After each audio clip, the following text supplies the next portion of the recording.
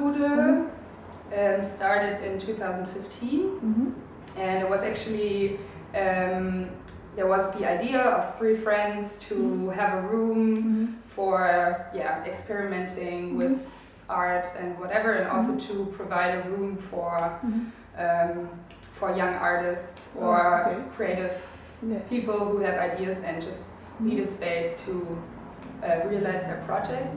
So they started to look for a room, and they were first found a room somewhere nearby, but they could only stay there for I think half a year, and then they had to move on.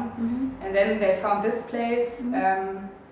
Started to do a lot of exhibitions and actually kind of became like a space for subculture. So they also did crazy events like live tattooing with a tombola, and it just started with a really small group of people. And then I think in the meantime they got bigger, and there were 5 or 6 girls who did it for the last years. Considered as an off space for as a free place where actually everyone can come and write us. They have project ideas, and we help them to realize them. And we want to be an open space for all kinds of people. So we also do workshops here to get other people in that are usually not in the art scene or the culture scene. So I think 10 times a year we do workshops, for example. We had a female DJ workshop last weekend. It was a really basic workshop from 2 girls, and it was only 4 women. So we wanted to do an all girls workshop. And we learned how to mix songs together. Specifically like techno music. And do you dance here? Yeah, we danced a bit. It was really nice. But so the idea is to have the space to make it open for as many people as we can, and also do our own projects. So we have some exhibitions a year that we organize ourselves and we curate ourselves.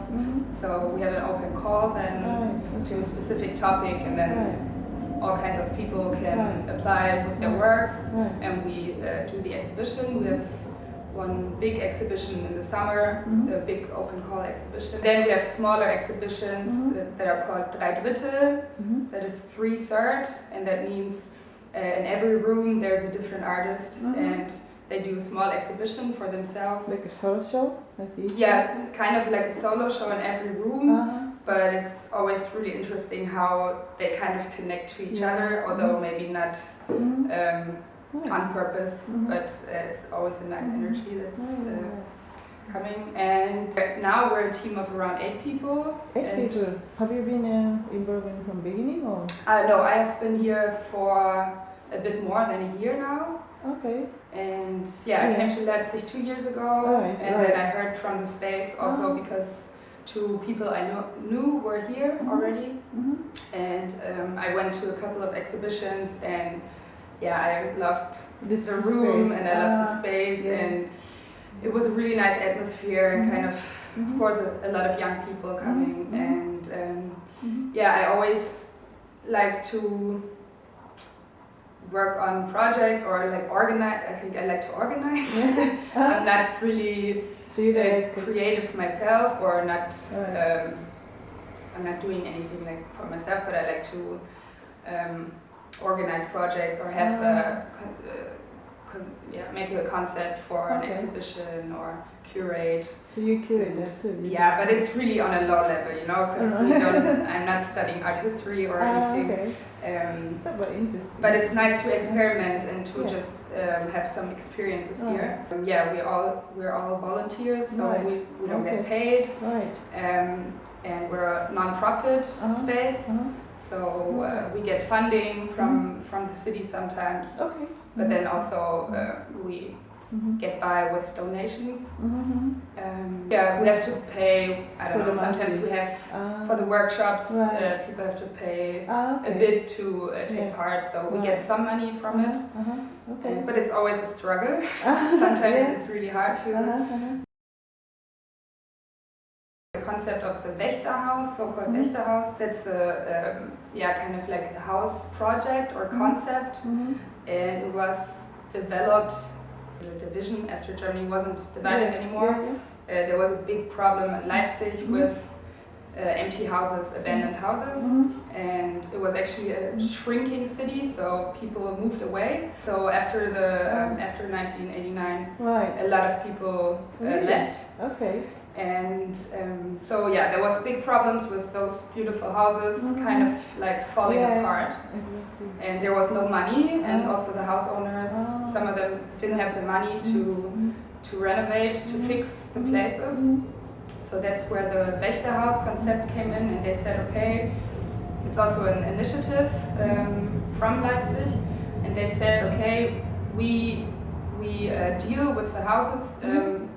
If the owner can't pay for it, we kind of organize the house and we make some really cheap apartments and also project spaces for a really small rent. So people can move in here for very little money, but they have to renovate everything themselves. Well, the Wächterhaus was initiated in Leipzig, but it's also in other cities in the east of Germany now. So like a Halle, or? I think in Chemnitz, mostly in Leipzig, but the idea came here. Apartment in the great house. But the problem is now, the idea was nice to kind of like save the houses from falling apart. But now Leipzig is a really booming city. So this whole concept doesn't really work anymore because houses here are getting so expensive. Maybe the gentrification stuff? And there's not that many houses left. Really? That are empty, so and the thing is, we have a contract here until 2022, and all of the people in the house, and after that, we don't really know what's going to happen. But I heard from the neighbor also that there are plans for, that there are already plans to really renovate the house in a very luxury way, and those are going to be really fancy apartments probably. We have to move. So it's only a part-time thing for us, and we knew it before. But this is what happens then. We're staying here for a couple of years, everybody, and kind of take care of the house and the apartments. But then we have to go, and they can renovate it, and they don't have to pay that much money because it's kind of okay. That's a bit sad, and so and also the Wächterhaus concept, it doesn't, for me, it doesn't work anymore.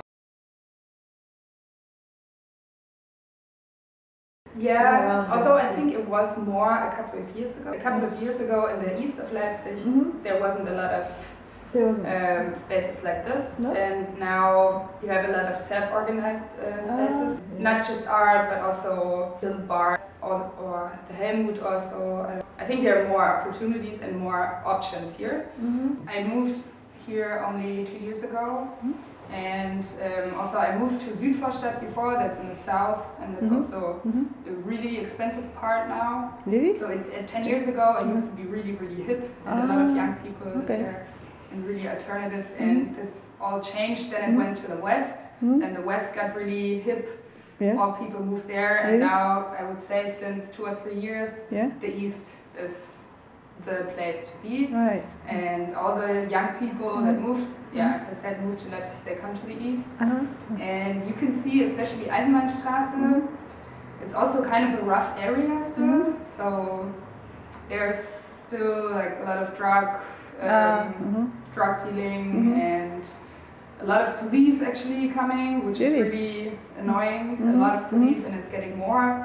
And a lot of people that don't have that much money. A lot of migrants live there, so they moved into the really cheap apartments.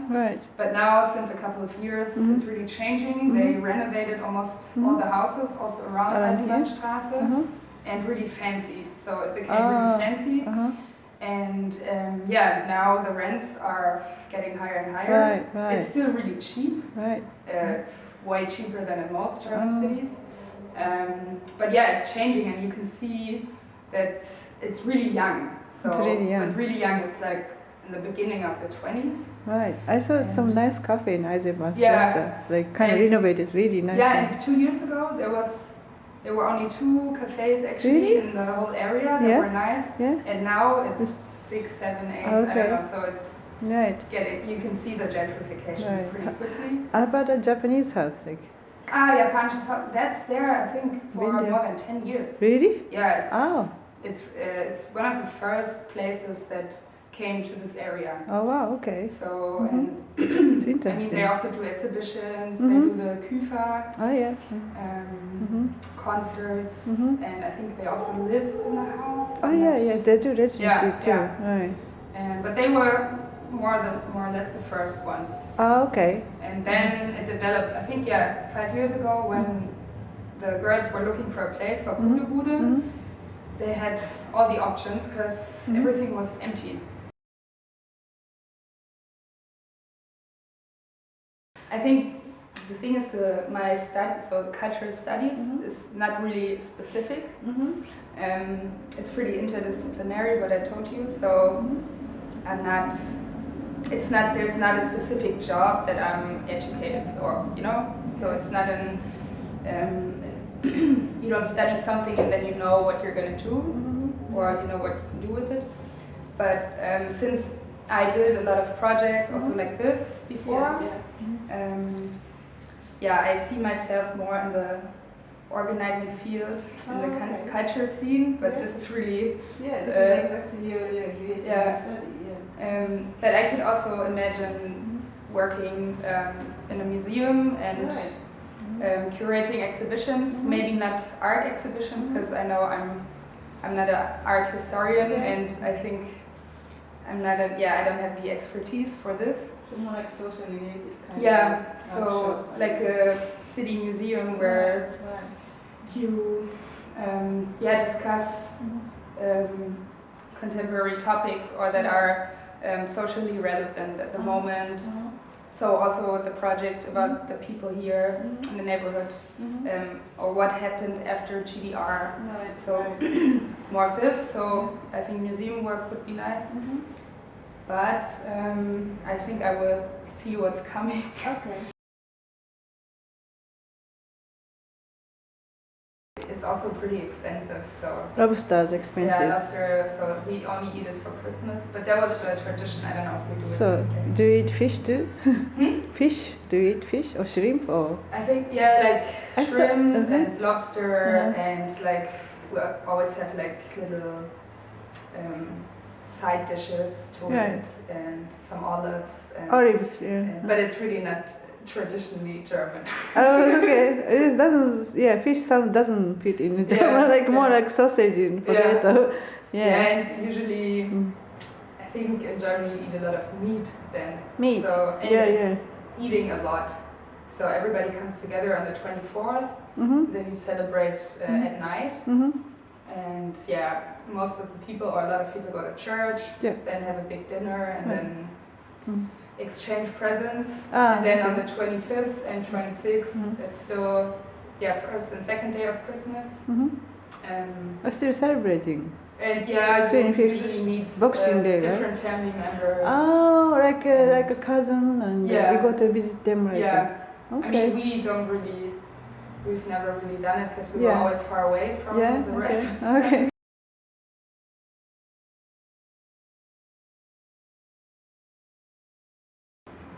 I like when you smoke cigarette.